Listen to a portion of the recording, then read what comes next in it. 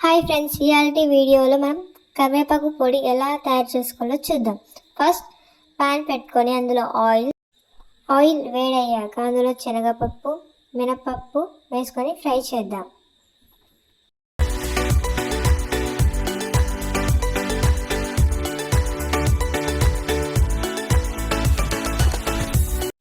అవి కొంచెం light and gold brown కలర్లో వచ్చాక అందులోనే కొన్ని నువ్వులు వేసుకొని ఫ్రై చేద్దాం.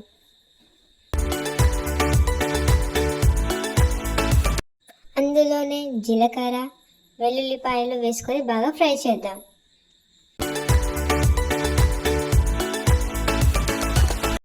చూసారు కదా, అన్నీ మంచి గోల్డెన్ బ్రౌన్ కలర్లోకి వచ్చాయి. ఇప్పుడు అందులోనే మనం ఎండుమిర్చి కూడా వేసుకొని బాగా ఫ్రై చేసుకుందాం.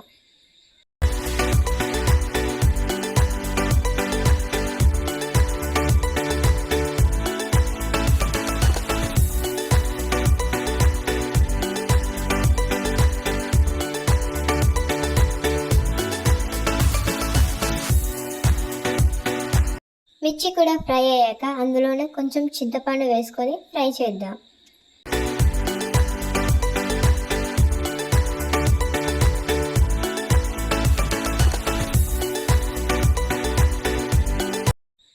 ఇవన్నీ బాగా ఫ్రై అయ్యాక కొద్దిగా పసుపు వేసుకొని బాగా కలుపుకొని ఒక ప్లేట్లోకి తీసుకుందాం.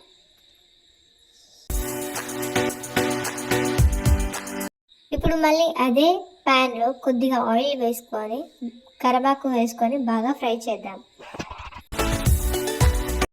అయితే ఇక్కడ మనం కరివేపాకు ముందుగానే కడుక్కొని ఆరబెట్టుకోవాలి.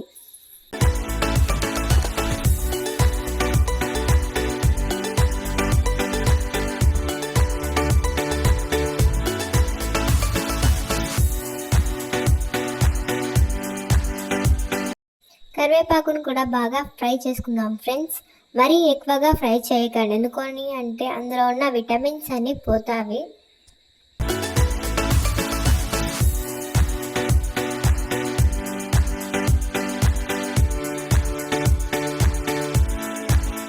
చూసారు కదా, మనకి ఇలా ఫ్రై అయితే చాలు. మనం ఇంతకు ముందుకు వేయించి పక్కకు పెట్టుకున్నవి అన్నీ మిక్సీ జార్లో వేసి గ్రైండ్ చేసుకుందాం. అందులోనే మన టేస్ట్కి సరిపడా సాల్ట్ కూడా వేసుకుందాం.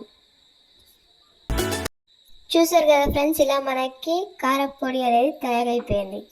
ఇది వేడి వేడి అన్నంలో నెయ్యి వేసుకొని తింటే చాలా బాగుంటుంది.